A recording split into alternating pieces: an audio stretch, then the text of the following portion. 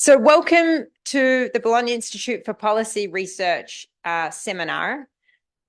Today we are speaking as this is a slightly unusual event because it's also part of our winter school. So to those of you who aren't part of the winter school, just so you know, we've got 20 students from the University of Bologna and from SAIS who are taking part in a 3-day long task where they're thinking about artificial intelligence, technological change, and political upheavals. And tomorrow we'll be giving a briefing to the Italian Prime Minister on AI and technology change. So that's going to be the backdrop for some of our conversations in the question and answer. Welcome to all of you. We're really delighted to have today's discussion. And I'm particularly delighted to introduce Daniela Stockmann, who will be talking about her new book, which you can see up on the screen, Governing Digital China. Daniela is the director of the Center for Digital Governance and professor of digital governance at the Hertie School in Berlin. Her current research focuses on the interaction between government, platform, firms, and citizens in the area of social media governance. She studies these interactions both in China and in Europe. And having been to many of her workshops, I've been really impressed with both the ability to speak across, and we were talking about this earlier, bridging divides between European ideas and models of how to run the internet versus different ideas in China.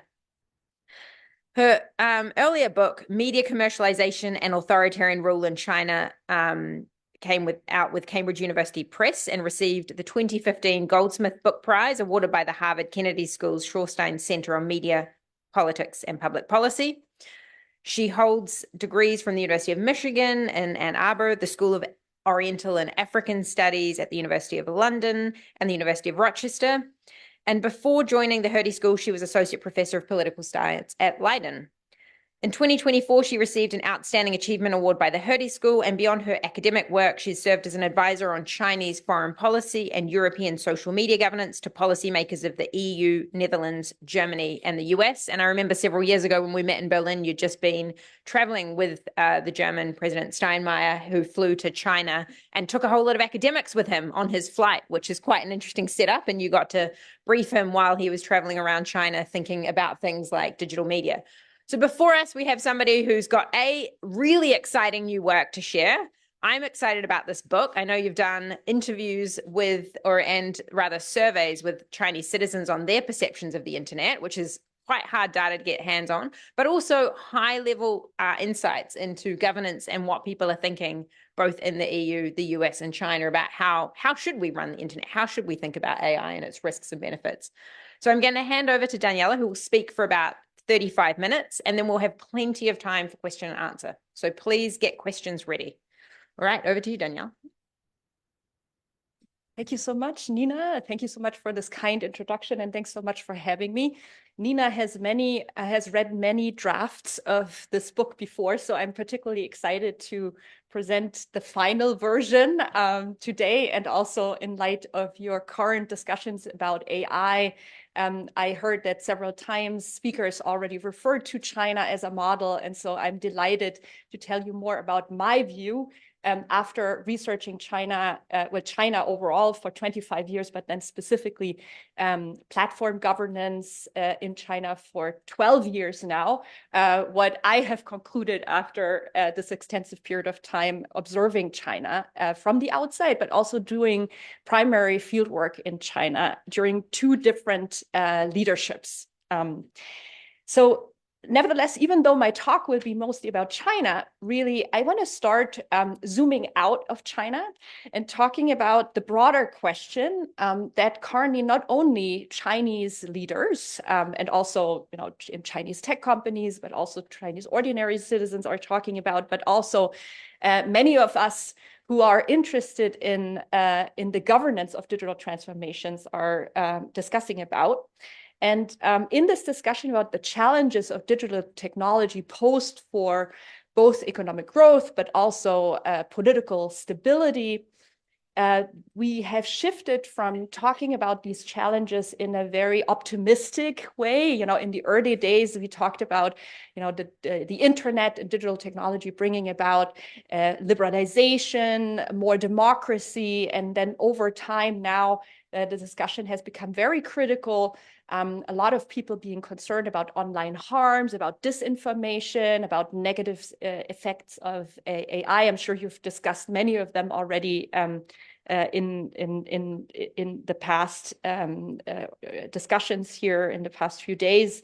And so in this discussion, what's very interesting is that tech companies, at least on the US side here, you see a statue of Mark Zuckerberg in Europe. They have for a while taken the stance, please regulate me. We need more state involvement. It shouldn't be tech companies who make decisions about what constitutes online hate speech, what constitutes false information online. And then more recently, under the second Trump administration, their stance has completely shifted towards arguing they need more autonomy and state regulation. There has been too much state regulation, and they need this autonomy in order to grow digital innovation also in the area of AI. And so underlying these discussions is really the question of how do you reap the economic benefits of digital transformation while also maintaining stability? And oftentimes in this discussion, there is an assumption that greater liberalization, sort of less state involvement, will foster economic growth and digital innovation, while at the same time then using more involvement of public administration or governments will maintain stability, both in democracies, but also in other kinds of political systems. And so really, China has thought about this question from the very start in the 1990s, when the Chinese government started to create the Great Chinese Firewall of China, which separates ChinaNet from the global internet, which is the global internet that we are all using, and has built its own answer towards answering this question.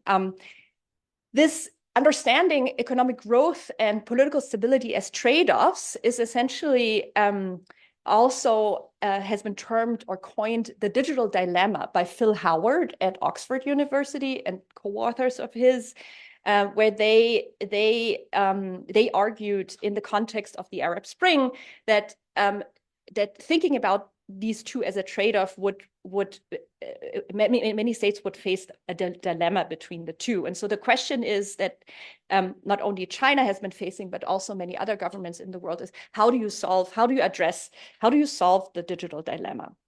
In the discussion about the Chinese model, there are essentially two different explanations that people, mostly outside observers, both researchers, but also observers of Chinese politics, for example, journalists oftentimes refer to.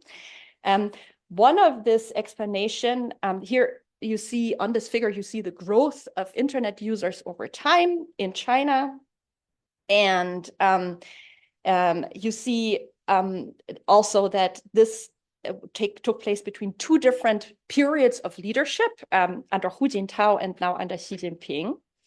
And so one side of the explanation always emphasizes state control. So you will hear many observers of China are talking about a state-driven model that really is emphasizing the Great Chinese Firewall, a strong hierarchical institutional structure that has been built in China that deals with censorship and surveillance.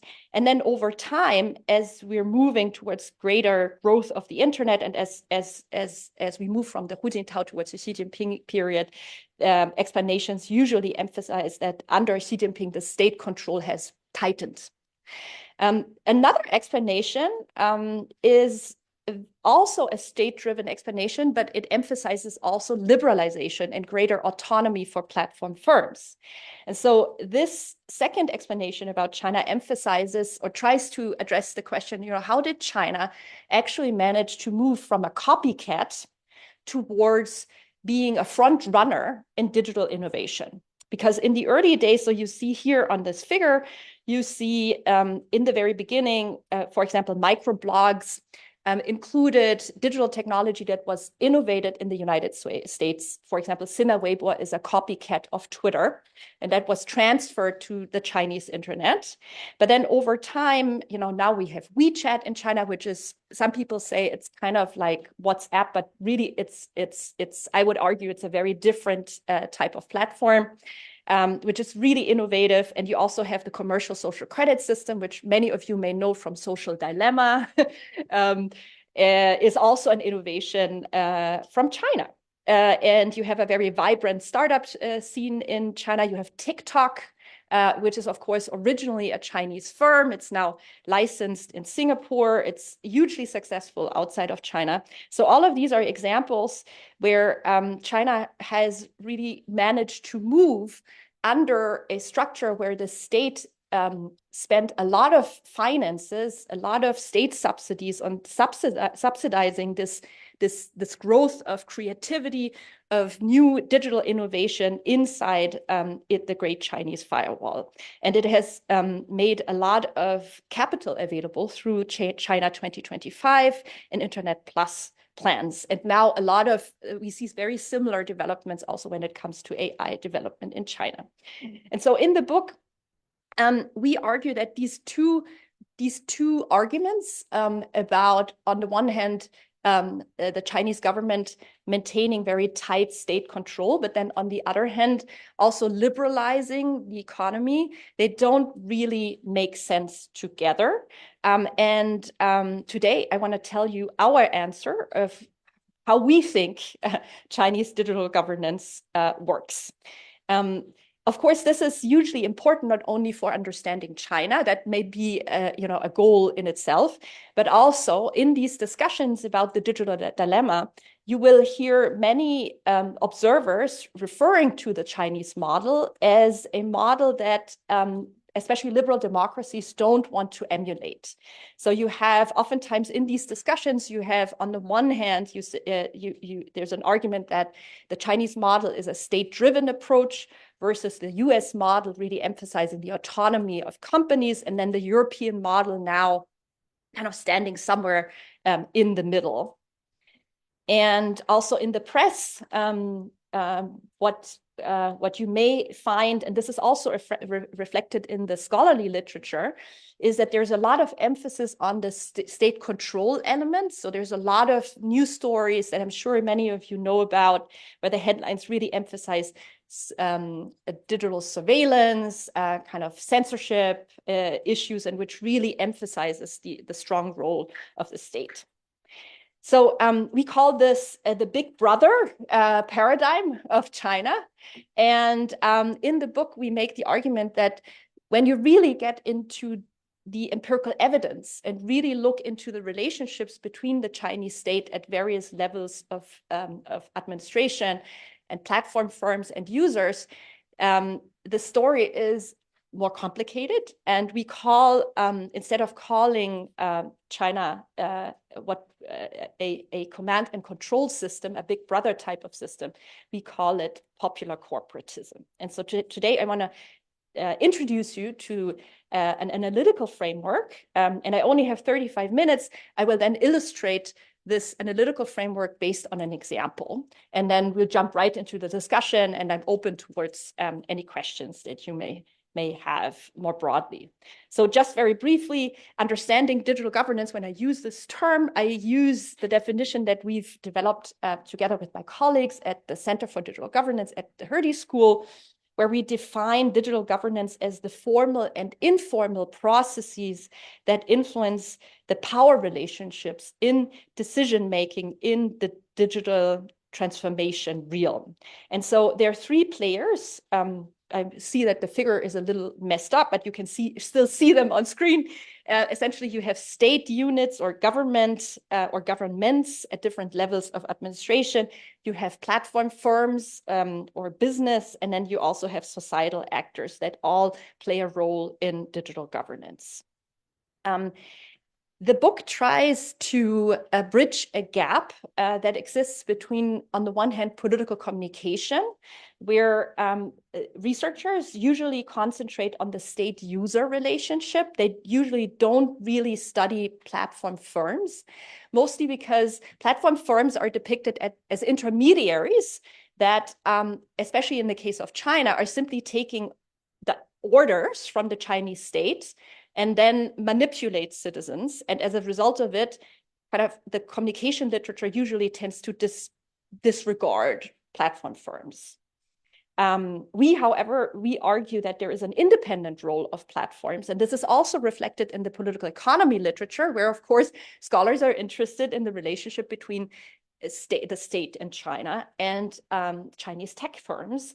And that literature oftentimes does not take into account the users, even though in our view, and this is kind of where Ting and I stand, we think that Chinese tech firms are able to take advantages of the data that is being produced and co-produced by users. Co-produced, I talk a little bit more about why we call this co-production in just a moment. So there's these two bodies of literature, and each of them, of course, they do make, if they already find similar relationships. If some of these findings resonate with our findings, but they only make sense once you start to integrate the three actors. So let me show you how we how we differ from what we call command and control. So first of all, I don't want to spend too much time on command and control because everybody here in this room is already too familiar with sort of the top-down mechanisms through which the state may govern companies and also citizens. But essentially the term command and control, it is borrowed from traditional media governance literature that has examined how states interact with newspapers, with television, and also radio. And it's usually is enforced through through institutions, very strong institutions, also in China, that are then used in case of non-compliance, which we call coercive mechanisms of control.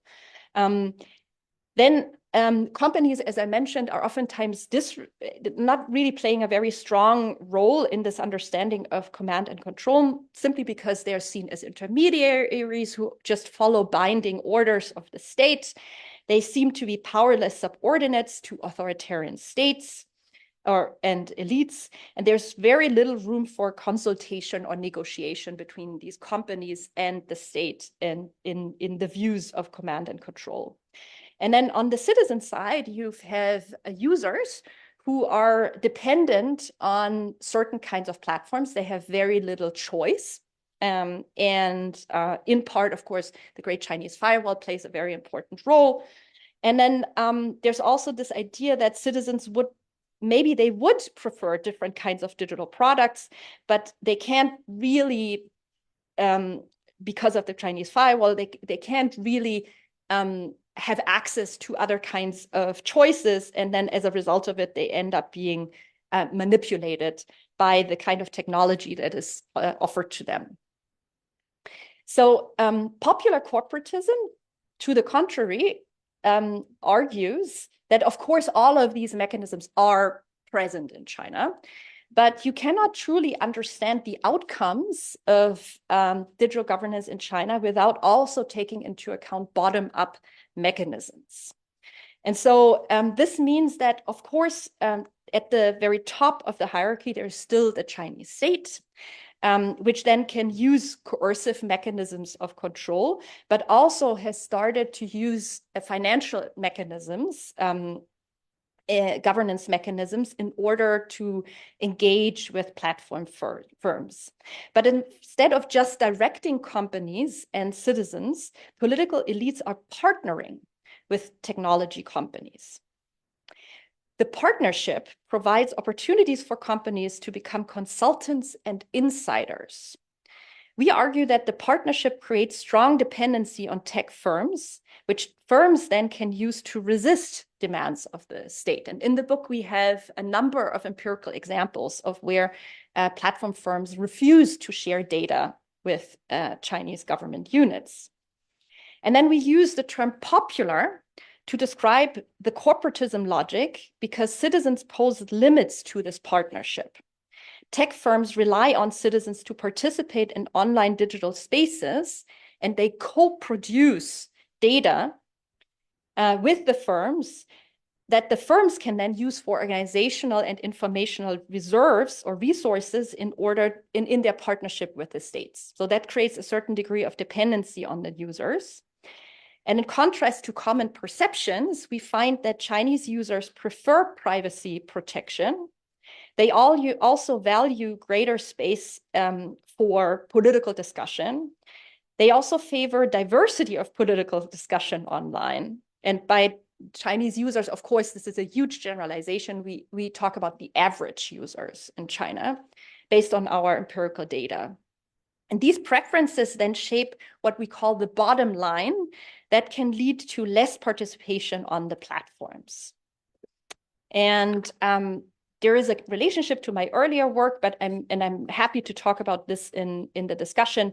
Essentially, when I was presenting my earlier work, which was on newspapers, I always get the question, this is all very nice, you know, how you talk about bottom-up mechanisms in media governance in China, but nobody reads newspapers anymore. So, you know, how does this work online? And so here, 10 years later, you have my answer, you know, having thought really hard about this question. So this is kind of volume 2. And now, of course, it's also co-authored with Ting, who has more recently also started to work much more on how popular corporatism works in the area of AI.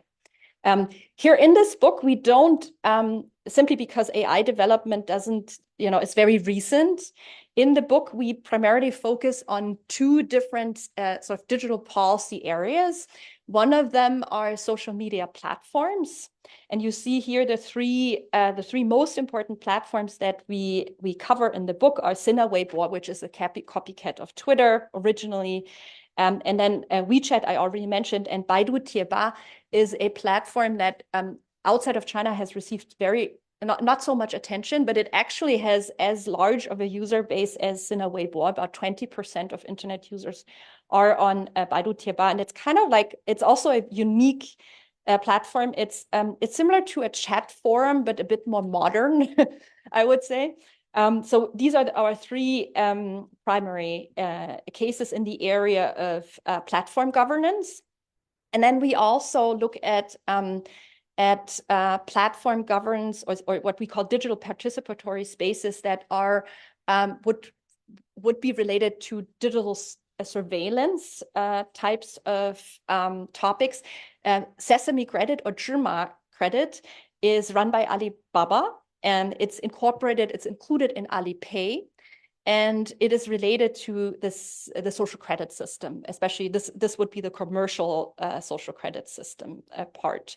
I won't go into detail right now about the social credit system, but I'm going to show you a couple of examples within the realm of platform governance as it relates to content control.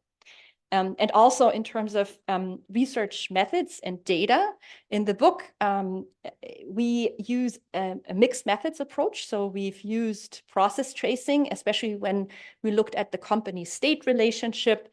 We specifically look at timing of at which moments in time certain digital innovation happens in order to get at the bottom up versus top down relationships. And we also use unique data that is publicly available, but it was compiled by ChinaFile, which is an organization based in New York. And it's essentially, this is single procurement data. They are notices where governments, local governments in China, they are required for anti-corruption purposes to be transparent about the kinds of contracts and agreements that they have with businesses. And so single procurement notices are really interesting because here governments make the argument that for example, they have to hire Alibaba, or they have to hire Sina Weibo for a particular purpose, and then they have to justify. And usually then, because these are single procurement notices, they do have to make the argument that this is the only firm that can offer the kind of service. And so this is how we get at this partnership. We also have done a tremendous amount of interviews. We've interviewed 20 experts. All of them are pre-COVID.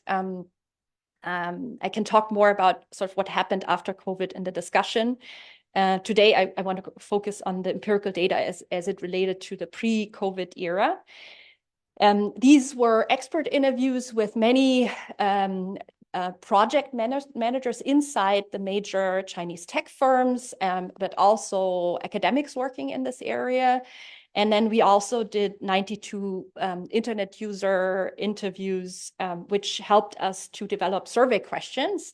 And this is really, to me, this was the most difficult part of doing this work.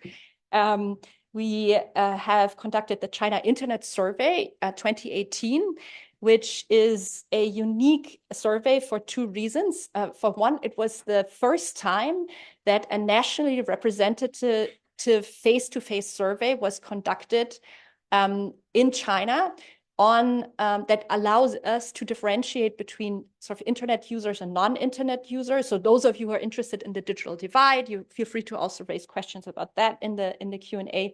But then it was also unique because in the survey, we were asking a whole lot of politically relevant questions, such as where do you go for political discussion, and how do you see online space? And we ask questions about political trust.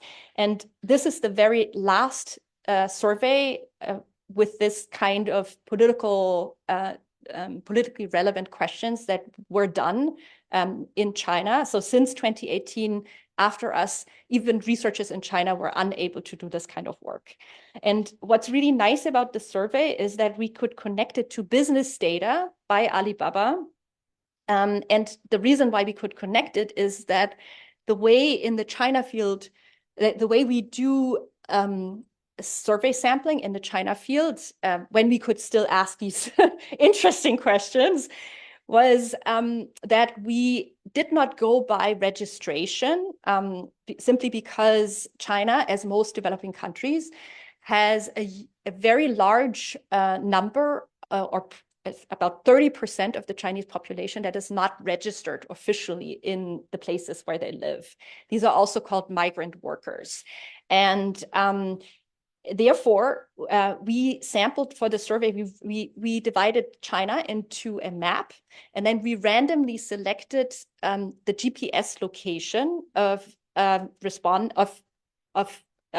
exactly the respondent, but you see here on the very left-hand side, you see it's basically a square, and then we have a certain system where we randomly select certain kinds of apartment buildings, and then inside the apartment buildings, we randomly select certain kinds of people. And then we really went after them in order to convince them to participate in the survey. And this led to a response rate of 67%.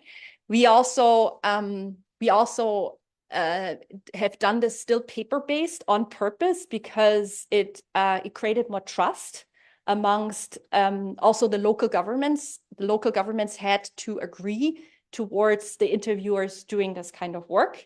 And it's simply easier for them to, I can also go more into this during the discussion, but it definitely helped to get their buy-in into the survey.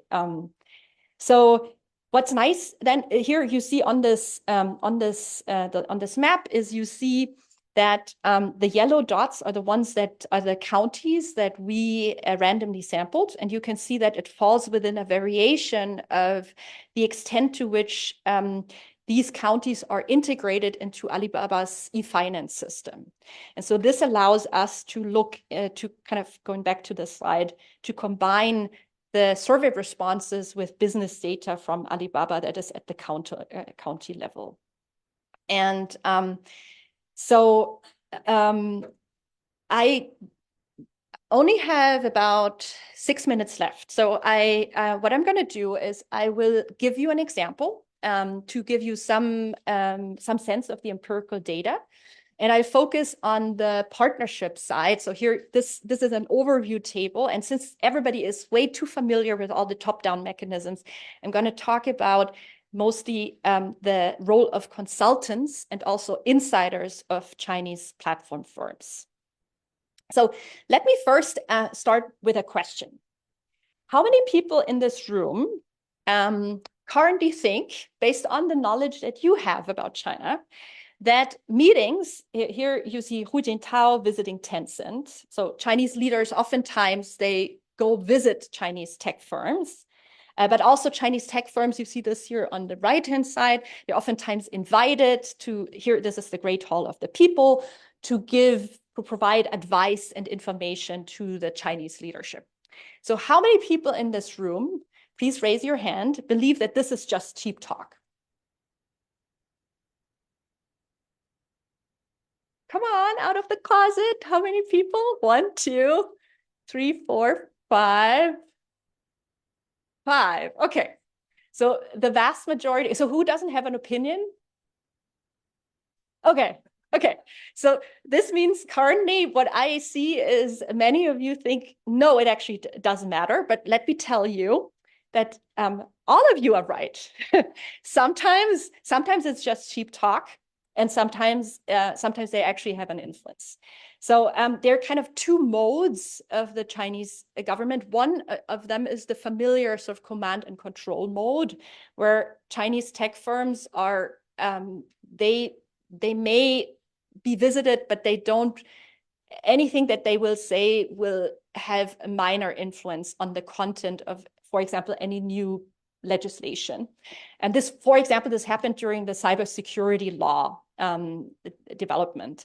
But then when it came to questions about the e-finance or an e-commerce law in China, when these firms were invited, there's evidence that they could, or the information that they provided actually changed the wording of the law that then went into the National People's Congress.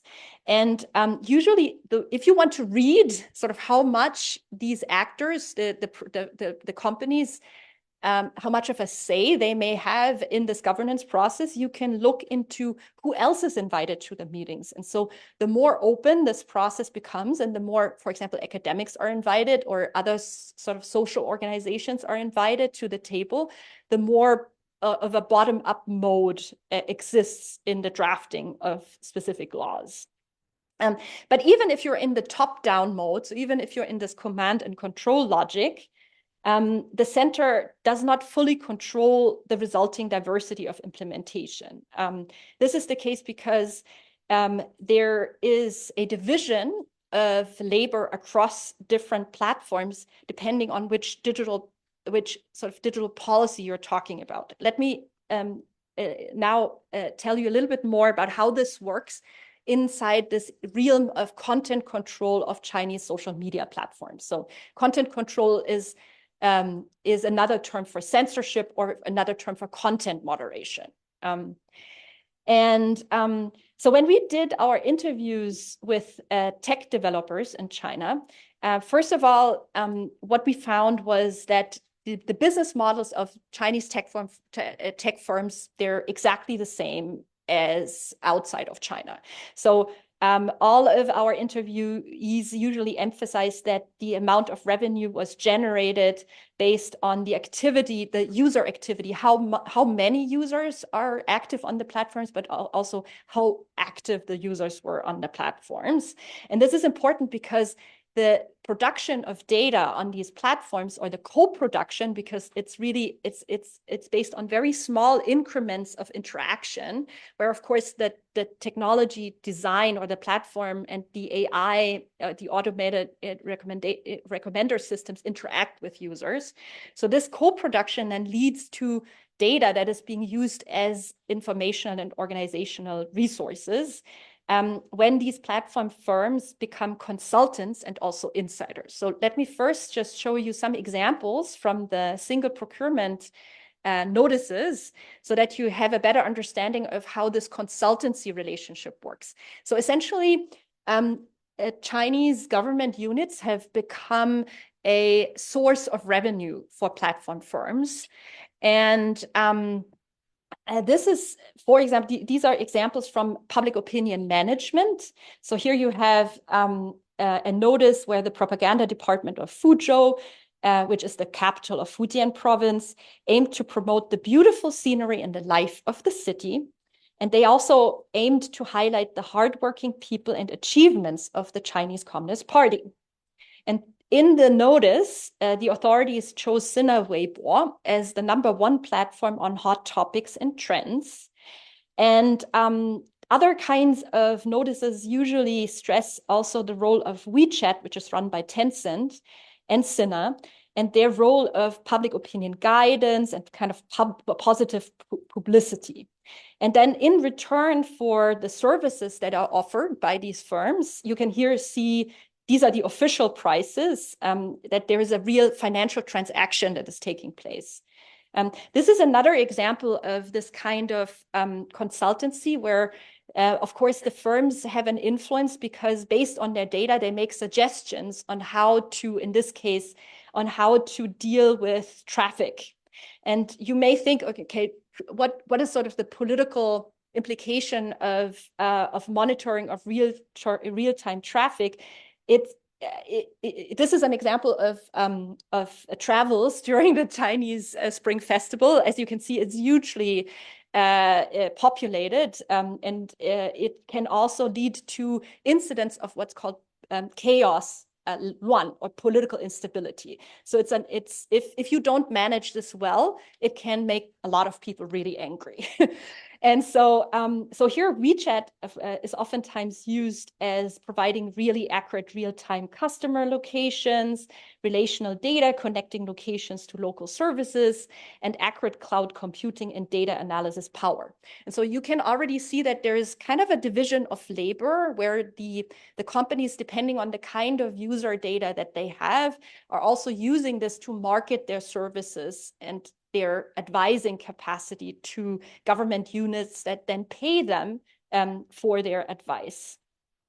And I want to give you an example of insiders. So insiders is then another stage where the platform firms then move beyond just being consultants, but towards a greater level of dependency, because then the government units recognize them as the only possible firm that can provide a certain service to them.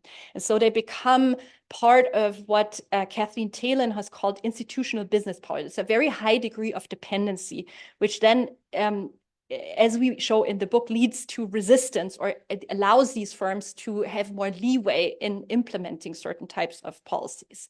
I just want to show you here, these are single procurement notices. As I mentioned before, they're notices that make the argument that Sina and Tencent, in this case, are the only firms that can provide services in the realm of content control. And you can see that in the east of China, Sina tends to be chosen by local governments, while in the south and in the west of China, you see there's also Tencent tends to be a bit more popular.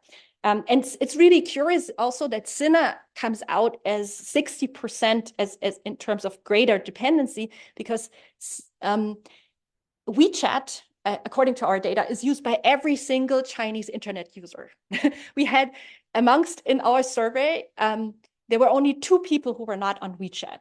This is a huge monopoly. I mean, it's by Tencent, run by Tencent. And Sina is only used by about 20% of internet users, but it's very valuable. The data is extremely valuable because the kind of people who are on Sina Weibo also, and the notices speak to that, are also having the potential for organizing protests, organizing collective action offline. And therefore, Sina is particularly important when it comes to content control. I want to show you just here very briefly. This is just to show you how we selected our cases. So as you can see, Baidu Tieba on the upper right side is similar to Sina Weibo in terms of the user base.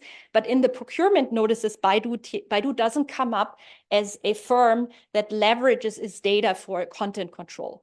Baidu is, of course, it is important when it comes to infrastructure, which is then relevant for smart cities and other kinds of digital policies. But when it comes to content control, in the insider relationship, it is mainly Tencent and it's mainly Sina. And so that means by comparing these three different platforms, we compare two insider firms, so Sina Weibo and WeChat, run by Tencent and Sina, versus Baidu Tieba, which is not an insider with each other. And then we asked in the survey, we asked internet users about their perceptions of censorship on the platforms. So we asked them, for example, if they were users of these platforms, to what extent are accounts taken down on political content, and to what extent do you perceive posts being taken down? And what you can see in the data is that those firms that have these insider relationships, such as WeChat and also Weibo, they tend to be perceived as being less active in terms of censorship, even though they are, of course, censoring. But Baidu Tieba is perceived to be more active, and these relationships are also statistically significant. There's also more examples in the book. I think I've talked too much already, and I want to leave ample time for you for questions. I just want to leave you, before I conclude, with just a little bit of data to also show that all of this is related to what we call the bottom line of Chinese users. Because, of course, if an individual user is unhappy about censorship online, and that user leaves the platform, it doesn't matter, just as much as it doesn't matter outside of China. This is also, of course, called the network effect. But what happens is that if a very large amount of users are starting to migrate towards other kinds of platforms, as, for example, it has happened when Twitter became X, and then lots of users moved out of X into LinkedIn, into Blue Sky, Mastodon, and so forth, these similar developments can also happen in China because users do have other choices. And there's also my co-author Ting Luo. She also finds in her initial empirical examination of AI in China, she also finds that online users have similar discussions about different kinds of AI offerings inside China. And so these are just some qualitative examples of quotes of internet users where you can really see the logic of concerns about privacy protection to really figure into people's level of activity on the platform, but also them potentially leaving platforms. And there's more in the book. I want to conclude for today and just leave you with my answer to this question of how does China reap the economic benefits of digital transformation while also maintaining stability. So first of all, my answer and also Ting's answer is that digital governance is really characterized by three actors. We can't just focus on state and tech corporations or state and citizens, but we really have to think about all three of them.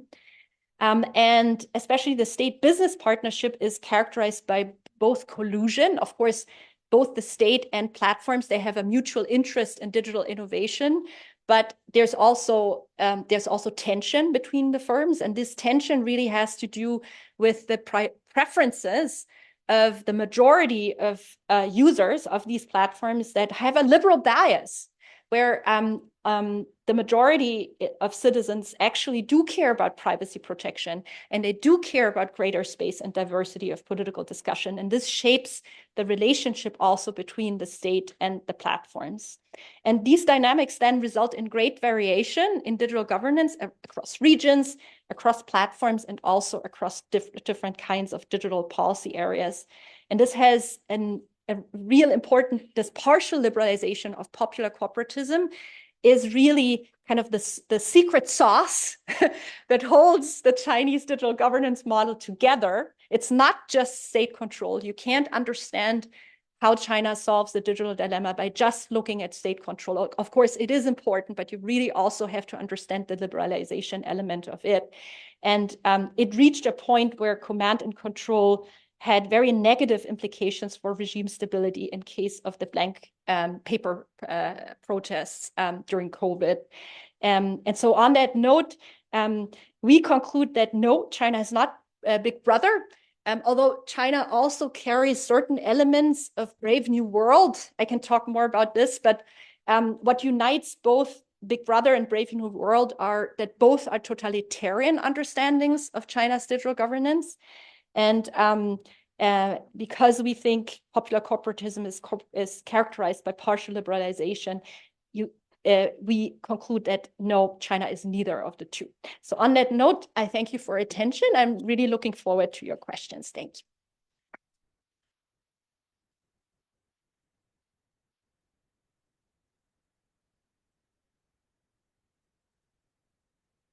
Thank you, Daniela. That was incredibly rich. And I feel like we were only skimming the surface of the book by all the points where you're like, I could go much more into this. And I think just to highlight, it is very phenomenal that you've got the Chinese Internet Survey data of so many citizens and the kind of level of methodological rigor to then be able to also look across different regions and putting it in touch with also firms. So I'm super excited. I have lots of follow-up questions, but I want to open up to our winter school participants and also the rest of the audience for questions. Who would like to kick off first? Great. Lorenzo, yeah. Maybe mention your name first, just so Daniela hears. Mentioning my name. Yeah, just so. Okay. So hi everyone, this is Lorenzo, and thank you so much for your presentation. So since I'm currently taking data science courses where we work with high dimensional models like lasso and ridge regression, and increasingly also like with causal inference tools on platform data. So in governing digital China, you describe a state platform citizen triangle that you conceptualize as a form of popular corporatism. And I was wondering, like from a methods perspective, how far do you think advanced data science tools can really help us identify and measure these mechanisms of bottom-up influence and state platform co-governance in China, given issues like opaque recommender systems, selection bias in platform data, and restricted access for researchers? And if and whether there are specific empirical strategies you would love to see more students and researchers experiment with to make the politics of governing digital China visible in the data. Thank you. Thanks. We'll gather a couple of questions to start us off. Yeah, at the back. Audrey.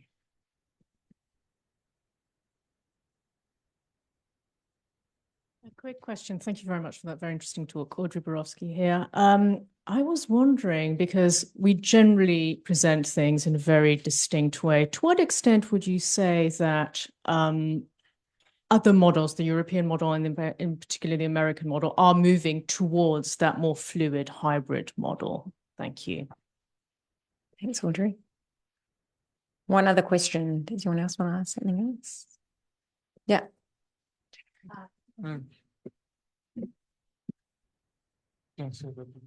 Yeah, sure.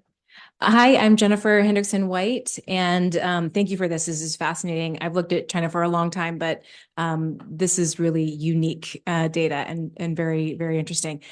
Obviously, a lot has been made about TikTok, which you briefly mentioned, and I'm curious what your view is on where TikTok or any particular application that is Chinese originating but internationally used, what kind of relationship it has in the spectrum of control versus responsibility that you talked about, and what you would advise as governments are thinking about potential risks or benefits of adopting those platforms. Thank you. All right, that's a good set of 3 questions, and we'll come back for more. And thank you so much for these great questions. I'll go in the order in which they were asked. So Lorenzo, to your question about data science. So in an ideal world, we would have access to the user data and to also data that would allow us to not only study sort of the users, but also their interactions with the platforms. So I see a lot of potential for understanding what we call in the book co-production, which would be at the bottom end of, which would be part of popular corporatism. And it can provide insights into the kind of data that platform firms can leverage then in their relationship with the state. But in order to get at the partnership, there is one more book by Leo Liedger, which is called From Click to Bottom, which came out at the same time. And she has spent quite some time working inside Alibaba and being able to use qualitative data and her insights from just observing, doing participant observation of how these relationships work. And those were the really interesting empirical examples that really get at the state business relationship. However, she was only able to do this inside Alibaba, and she couldn't do it comparatively. And now she can no longer do it because at the moment, this kind of work is no longer possible inside China, unfortunately. So that's why we have been using the single procurement data. You could also potentially use data science tools in order to deal with those data. But in order to clean the data, you almost have to do it qualitatively. I mean, this is at least what we have done. And so you end up with a very small set. It's almost not large N, and it's almost not worth then doing I mean, you can do some quantitative analysis, but really using data science, it's a huge amount of work just to clean the data. But I would be really interested in talking to you more and learning more about your ideas about how to also maybe use those tools for the single procurement contracts, because they really allow us to do the comparison between the platforms, which is what is needed in order to get at these relationships. There were two questions that are also related to. So one is, maybe I take, Jennifer, your question first about TikTok then, because it nicely relates to this argument about partnerships. ByteDance doesn't show up in our data as an insider, simply because inside China, Douyin, which is there, so TikTok is somewhat different than some of these other platforms in the sense that they're really two separate, it's not one platform that transmits between the China net and the global internet, but there are kind of barriers built in between the two. And so there's Douyin inside the Great Chinese Firewall, and there's TikTok outside of China. Nevertheless, ByteDance, which is the company behind both of them, is not a firm that has an insider relationship with. It's kind of more distant. And that means it also inside China, we would expect ByteDance or Douyin to be more compliant, more sort of stricter, actually, than if they were an insider. But we haven't looked into that data for examining in the book. But what we are currently doing is to do a follow-up study about how Chinese tech platforms behave outside of China. And so TikTok is one of the platforms we look into. And recently, I was invited to the TikTok summit happening in Berlin, taking place after TikTok fired their entire trust and safety department to outsource it to a private firm. It's very interesting how they frame themselves inside Europe. And what we particularly look at, and this also relates to your question, Audrey, about sort of what's the European approach towards this, but also what's I'm linking these two questions. What's the role of these Chinese, how do they behave then inside this European new regulatory model that is evolving? And so our preliminary evidence points towards a very interesting dynamic whereby in this European approach, Europe does is building a digital service coordinator structure. So this is a new public administrative structure that is not, other than China, it's not actually in charge of content control. So it's not sending, in the Chinese case, there's a Wanmingban, a cyberspace administration of China, and through them and also propaganda departments, the platforms receive digitally very clear directives of what they need to censor. So this is not the European model. The European model it just enables researchers to access data of the platforms and then allows researchers to do research using, for example, data science methods in order to understand how platforms are dealing with disinformation, are dealing with online harms and so forth. And therefore, data access has become it has been asked by both American platforms and also Chinese platforms, including TikTok, including Alibaba, Temu, and Shine. And it's very interesting in these early implementation cases. The American platforms are the ones that are refusing to cooperate, and the Chinese platforms, they present themselves as the good guys that are, open and willing to comply, and they are working more closely with the public administrative bodies involved, the digital service coordinators. They're also working somewhat more closely with researchers. So we, going back to your question, Jennifer, but this is only preliminary research, but our current findings are that there's a real difference, geopolitical difference between these Chinese tech firms and their compliance inside the European model versus how the American tech firms behave. And there are various hypotheses of why this could happen, but one hypothesis would be that they're used towards complying inside the Great Chinese Firewall. And so if there are in a different jurisdiction, if they're being asked to make certain changes, there's a different attitude towards it. There's more of we're working with you on this because we have to do it anyway. But this is only a hypothesis at the moment. And then kind of leading back to this question, so to what extent is this European model then similar or different? So I would say it's very different when it comes to the logic, because it's really, the European model is much more about knowledge. It's it kind of, the way when you talk to anybody who's working inside these digital service coordinators or at DG Connect in Brussels at the Commission, they will usually say, we have noticed that platforms seem to have a vast amount of knowledge of what they do on their platforms. They may not know everything, but they know more than policymakers, and they definitely know more than the broader public. So we have created a new governance structure that is aiming at reducing what they call the knowledge gap. And so then the digital service coordinators are meant to empower the researchers, academic ones, but also organizations like Algorithm Watch, for example, who also want to do research, but in order to hold the platforms accountable for what they say themselves they are doing.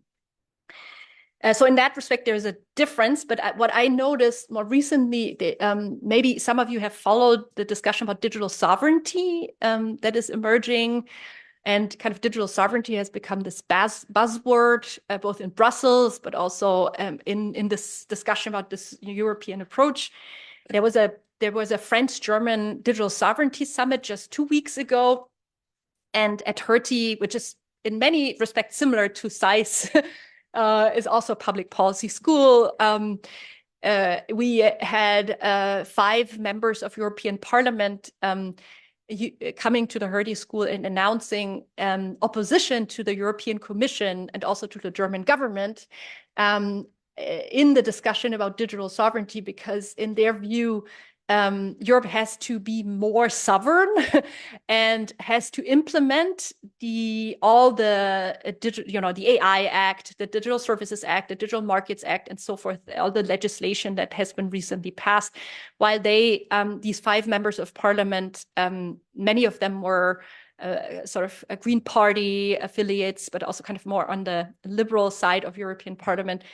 They felt that the European Commission currently is not willing to comply for security reasons. So interesting, in this discussion, nobody draws the reference to China.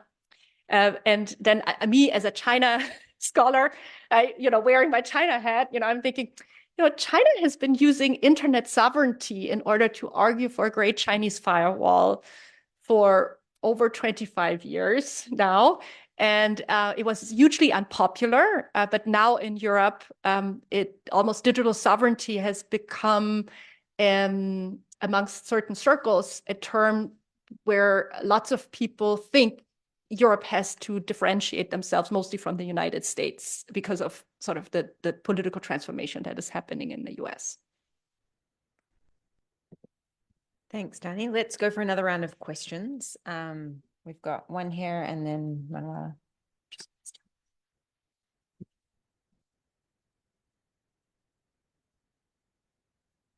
Thank you. So Benedict, and actually this goes very much into the same sort of direction that your previous answer was. And it's a question very salient for policymaking. And the question was, in your study of popular corporatism as a strategy, what degree of responsiveness to top-down control have you found to be productive in pursuit of both growth and stability in the digital space? Great. Thanks, Benedict. Daniela, thank you very much. It's a very super interesting work. Let me ask you a question really for the sake of discussion, also to be kind of the devil's advocate in the room and, thinking about the first step of your relationship, the one between the state and the companies, right? The state and the platform. And you characterize it as partnership, okay? So which to me implies that there are 2 partners which are almost unequal place, right? So, but is it truly like that? So are they equal? So in the sense that the state and the firms are equal in terms of power, influence. I come from political economy and, I tend to doubt, right, that there is really kind of equality in terms of power relationships. So are we looking into really a real partnership or one of the partner, you mentioned 1984, so to keep on the Orwell metaphor, or one of the 2 partners more equal than the other? We've got one more question at the front.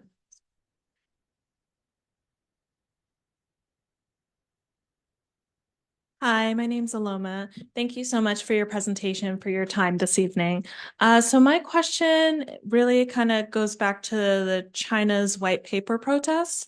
And specifically, could you talk about what happened within the popular corporatism framework and what dynamics, if any, about this protest may have taken the Chinese government by surprise? I might add a question because it kind of flows on from this, if that's all right. And given that you did the China Internet Survey, what did you find that citizens wanted? I mean, what were were there any big surprises out of that survey?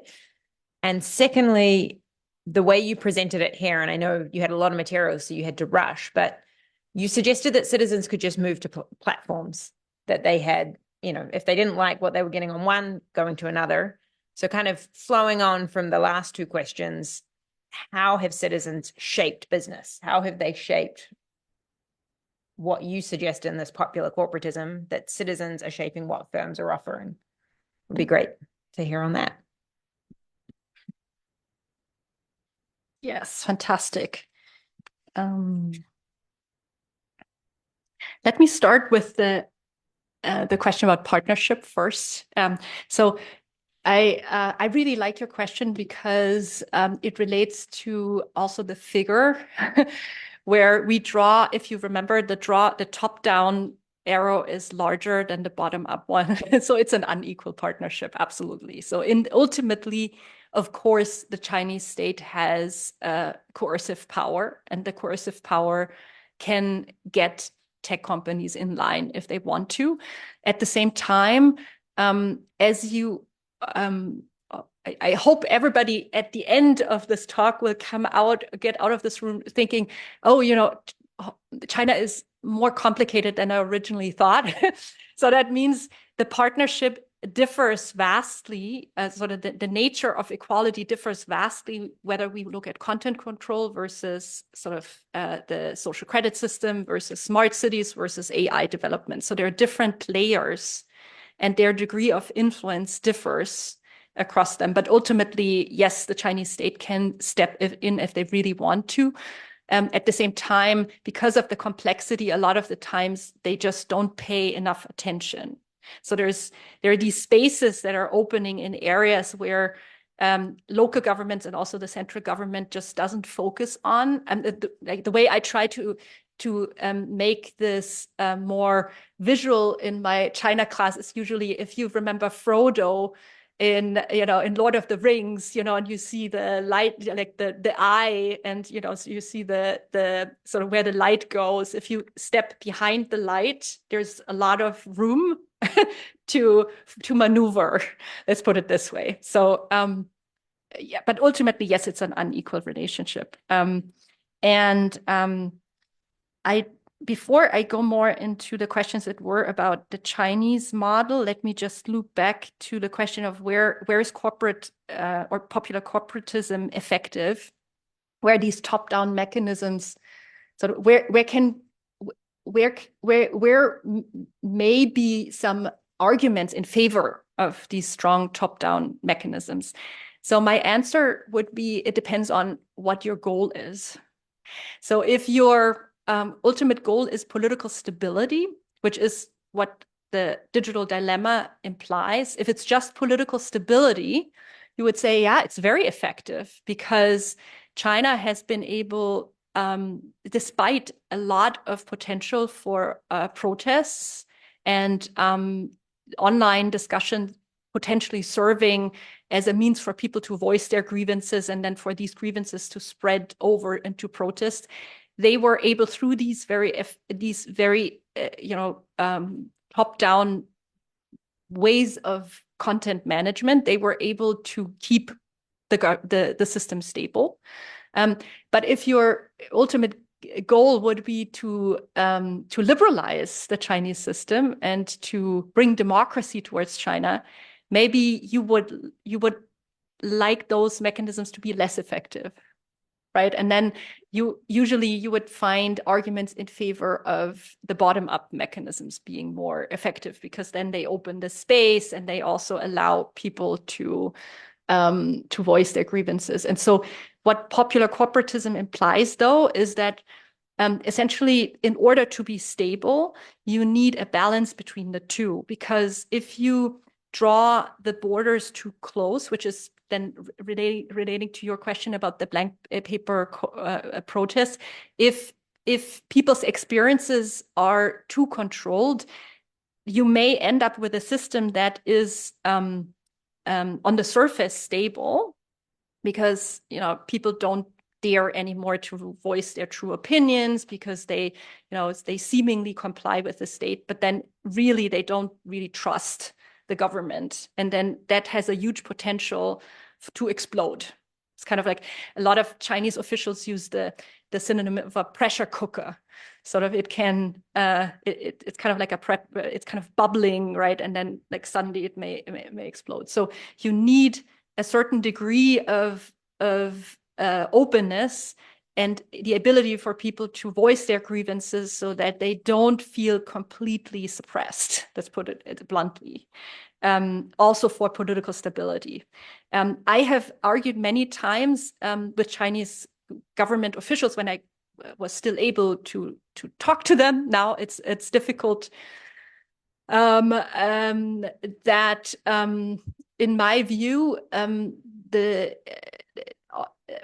there's much more room in China for opening up the system, simply because even if there was more sort of less control in the Chinese internet, Chinese users have a very strong preferences for sources from China.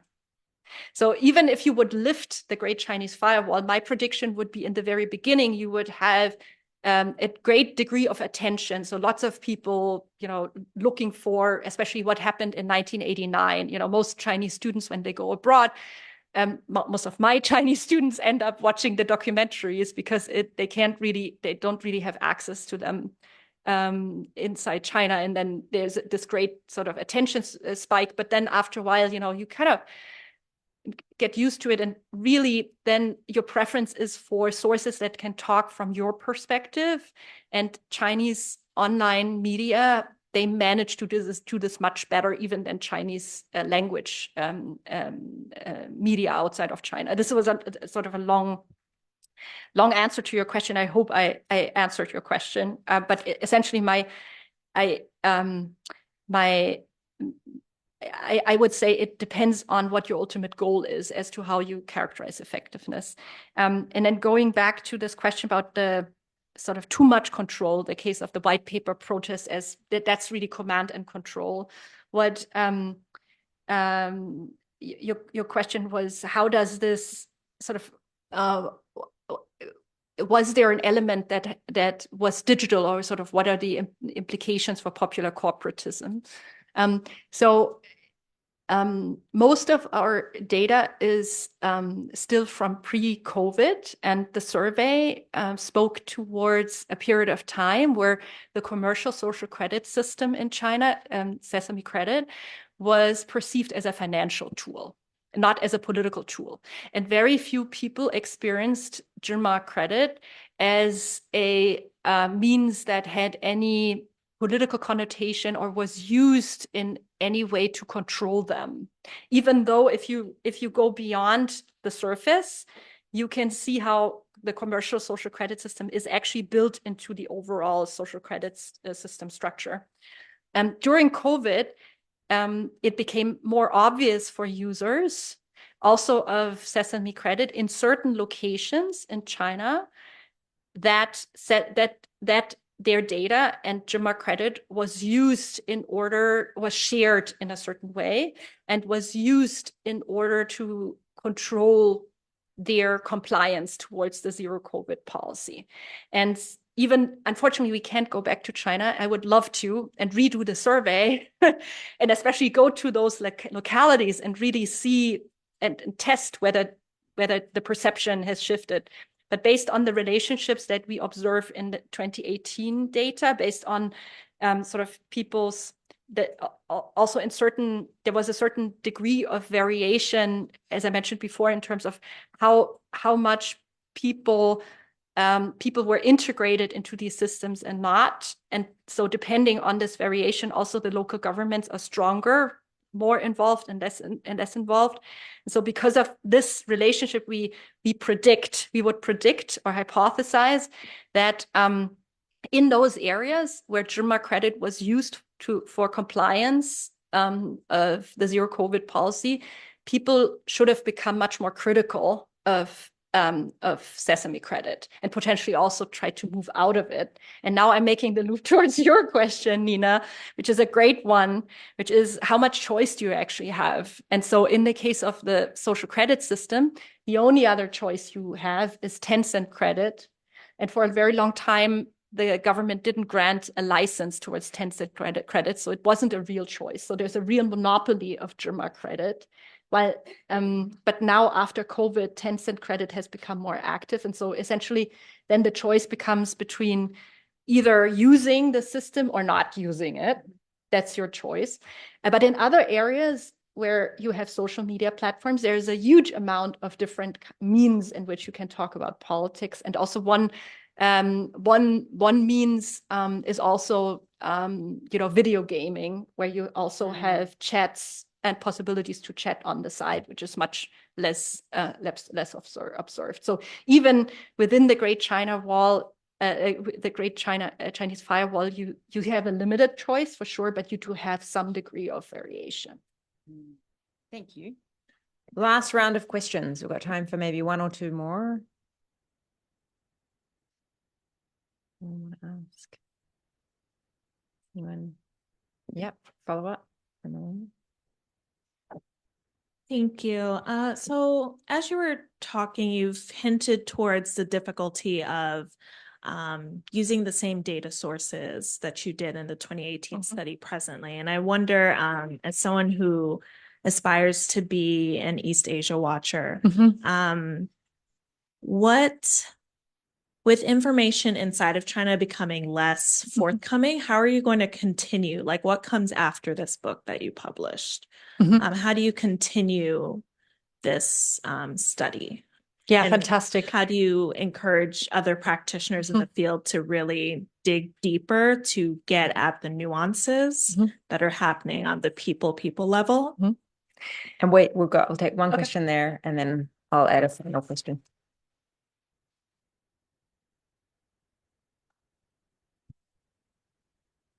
Exactly. Thank you very much. Very interesting research. My name is Nicholas. I was going to ask the same question as Audrey did, but then I do have another question. And I'm really looking forward to the upcoming work. I don't know if you're also working on artificial intelligence, because that's my field. I have a question about the notion of popular corporatism. Does that apply to other companies that are not necessarily in the internet space as well? And I'm thinking specifically about Huawei and maybe SMIC as well, companies that are now in the semiconductor war, so to speak, trade war, playing a huge role in China and also reviewing it from the Western perspective. Thank you very much. And I'll just add one, given that this is a policy school and these students are all going to be ready briefing us tomorrow. Given what you've studied on China, what does this tell you about digital governance? Like when you talk to European officials, which you do regularly, what are you advising them based off this study?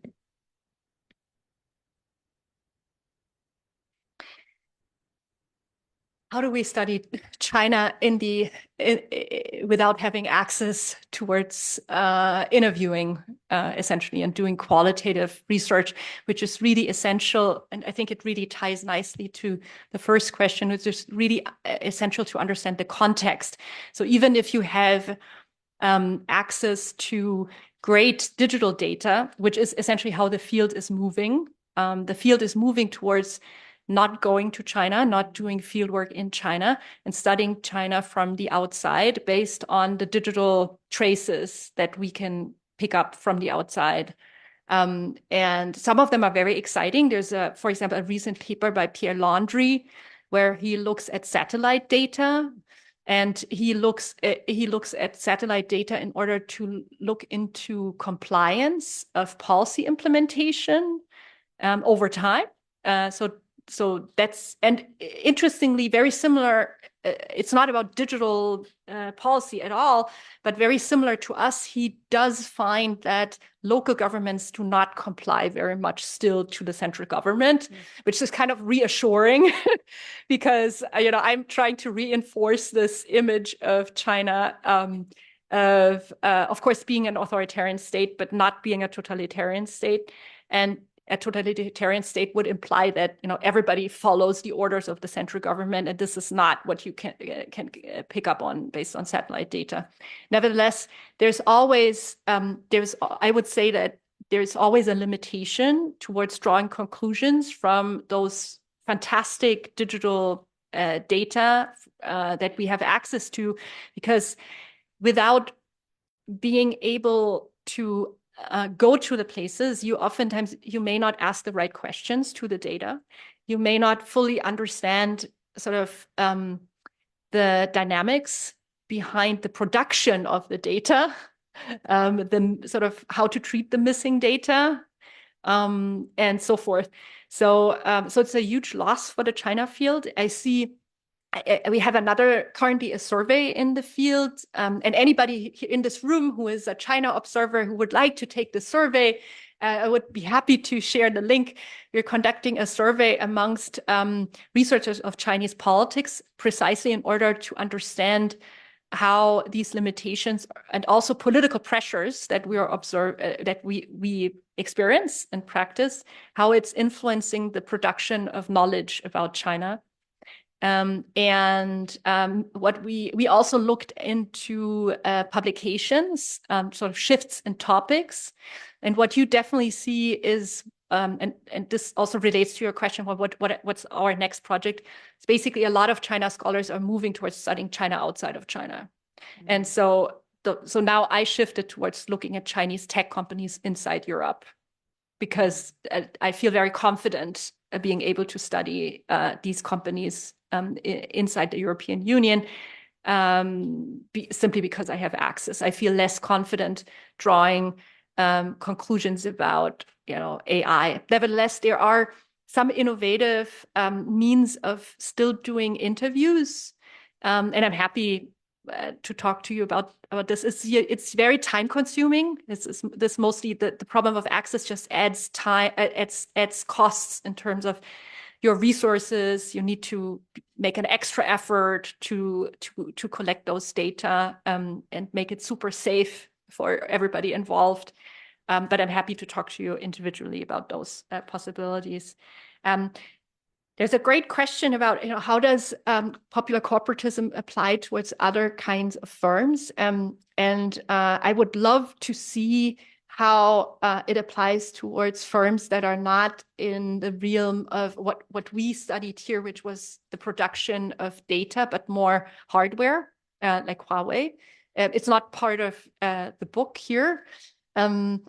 We end the book kind of rephrasing your question a little bit by saying, can popular corporatism apply towards American platforms working in authoritarian states, or Russian, or any other kind of tech firms? And essentially, the way we understand these tech firms, first and foremost, is that they're driven by the same business model. It's a data-driven business model. And therefore, we would not expect firms to interact very differently in authoritarian states that use these financial mechanisms in order to develop these consultancy and insider relationships with firms. So I could definitely see more research in the area of looking into how, for example, Facebook, Meta, of course, but Facebook or Instagram, they have marketing teams that are also advising governments that are considered to be authoritarian. What is their relationship with those governments? I don't know anybody who's worked on this before, but I can definitely see some very interesting research. And then the more we're presenting this work, we also get a lot of questions. Can popular corporatism apply to understanding the United States? I do have some initial thoughts about this. Of course, the US is in transition, in my view. It's in a process, it's backsliding. It's not fully authoritarian yet, but it's definitely backsliding. And there's definitely a relationship between big tech and the second Trump administration, empirically.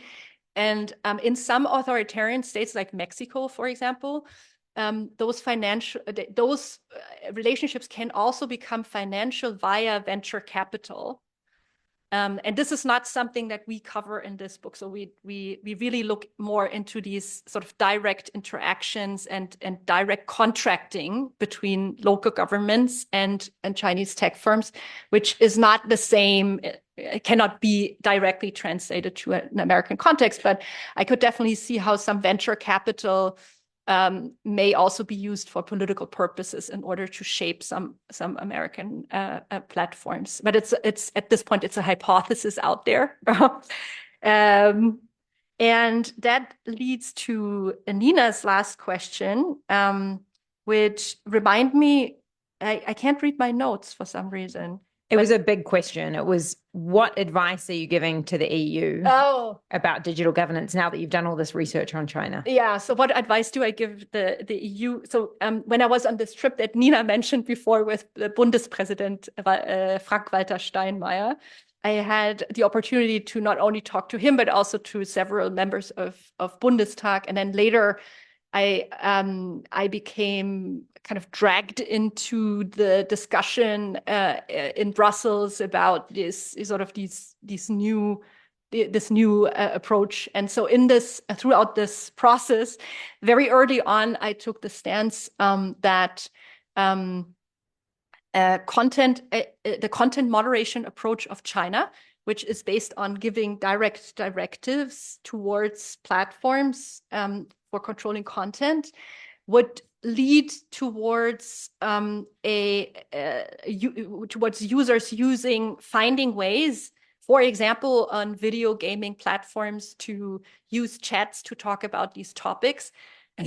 So you're moving these to kind of suppressing grievances, or you're moving them. You can't, you're not getting rid of the grievances themselves. You're just moving them into certain kinds of spaces. So I made a very strong argument that this was not a strategy that was compatible with liberal democracy. Lots of, in Germany, we had the discussion about NetzDG, Network Enforcement Act, which now has been replaced by the Digital Services Act. And Germany, and then later the European Union, took this knowledge gap approach that I mentioned earlier, where the emphasis is much more on creating more information, so that once we have better information, we can develop better policies. And this is, of course, important, but in my view, it's a long-term perspective, and it doesn't take care of the problems that we have right now. So I always take the view that we need to change the root causes of the problem, which is the business model. But the business model approach, and many of you may know surveillance capitalism, Shoshana Zuboff's work.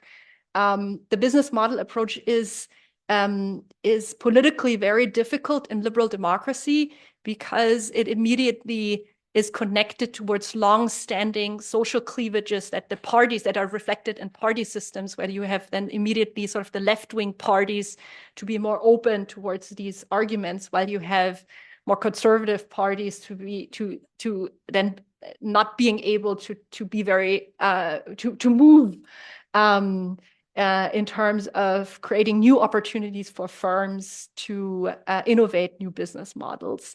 But then more recently, because of this digital sovereignty debate, there is a very interesting new debate.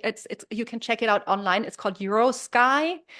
And Eurosky is the attempt to link Mastodon, Blue Sky, and some other smaller alternative platforms through true interoperability in order to create sort of and also to innovate with new business models. So there may be, maybe there's an opening now in this area. Fantastic. A big round of applause, Daniela. Thank you so much. I'm really excited to get my hand on the book, because it has just come out this year. So all of this research is just fresh, and it's a real delight to be able to have hosted you here for the Winter School. Thank you all to all of the participants, and I look forward to seeing all of those in the Winter School tomorrow morning. Back upstairs again, you have an hour from 9 till 10, and then we will get into the exercise. So thank you all, and have a good rest of your evening. Thank you very much for inviting me. Thank you.